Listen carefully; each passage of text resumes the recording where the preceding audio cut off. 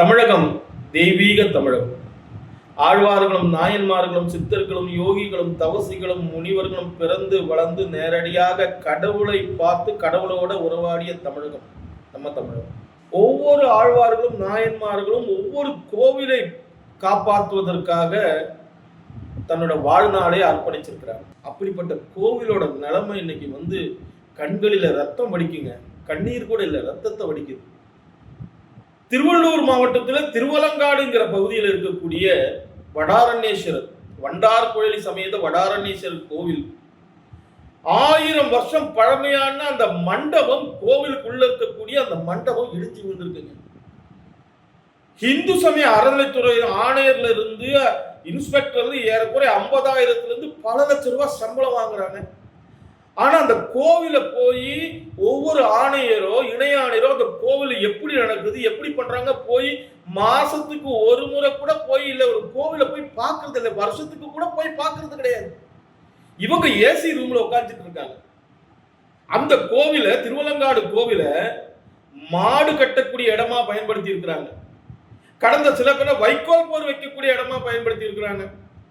அந்த வைக்கோல் போர் கடந்த சில நாட்களுக்குள்ள பத்தி எரிஞ்சு இருக்குது. அந்த கோவிலுக்குள்ள பகுதி ஃபுல்லா எரிஞ்சு ரொம்ப சூடேறி இருக்குது. அந்த கோவில் எப்படிப்பட்ட கோவில் தெரியுமாங்க?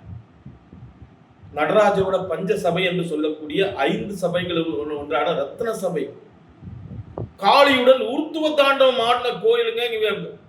மிக பழமையான கோவில். அந்த கோவிலோட நிலைமை எப்படி பாருங்க. இன்னைக்கு அந்த மண்டபம் இடிஞ்சு விழுந்திருக்கு. அங்க இருக்கக்கூடிய அதிகாரிகளோ, அங்க இருக்கக்கூடிய அந்த கோவிலோட ஆணையரோ, இல்ல கோவிலுக்கு வேண்டிய இன்ஸ்பெக்டரோ அதை பத்தி கவலைப்படல. இப்படிதாங்க இருக்கு நம்மளோட கோவில். இவங்களோட வேலை என்ன தெரியுமா? 3 மாசத்துக்கு ஒரு முறை உண்டியலை எண்ணணும். அந்த உண்டியல் இருக்கக்கூடிய பணத்தை அரசு கஜானாவுக்கு கொடுக்கணும்.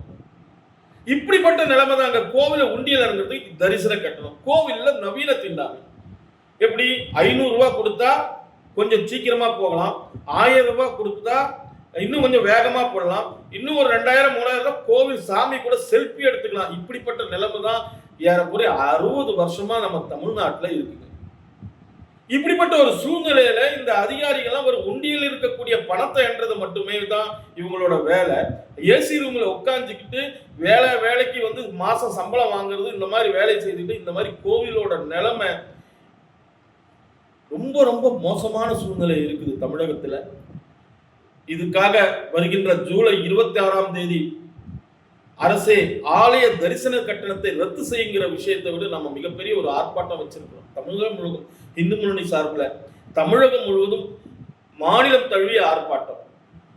அரசே நம்ம பாருங்க, சாமி கும்பிடுறதுக்கு கூட காசு பார்த்து சாமி கும்பிடக்கூடிய நிலைமை இந்து சமுதாயத்தோட நிலைமை இருக்கு. தியேட்டர்ல போனா டிக்கெட் வாங்கலாம் பார்க்கறதுக்கு, இல்ல பொருட்காட்சியில கூட பொருட்காட்சிக்கு டிக்கெட் வாங்கலாம்.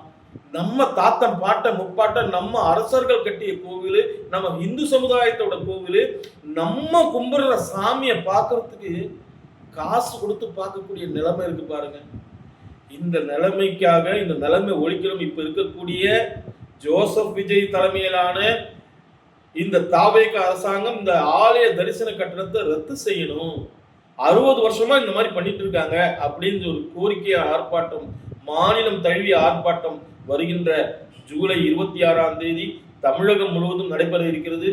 ஒவ்வொரு இந்து பற்றார்களும், இந்து கோவிலை பத்தி கவலைப்படக்கூடியவங்க, ஆன்மீகவாதிகள், நம்ம கோவிலில் இருக்கக்கூடிய சிவனடியார்கள் அனைவரும் இந்த ஆர்ப்பாட்டத்துல கலந்து கொள்ளணும். நம்ம தாங்க நம்ம சாமியை காப்பாற்றணும். அரசாங்கத்துக்கு அது கவலை இல்லை. ஆனா நம்ம தாத்தம் பாட்டன் நமக்கு கொடுத்தது அடுத்த தலைமுறைக்கு கொடுக்க வேண்டாமா? நம்ம கோவிலை பாதுகாக்க வேண்டாமா? அதற்காக இந்த ஆர்ப்பாட்டம். அனைவரும் தவறாமல் கலந்து கொள்வோம் என கேட்டுக்கொள்கின்றோம். நன்றி, வணக்கம்.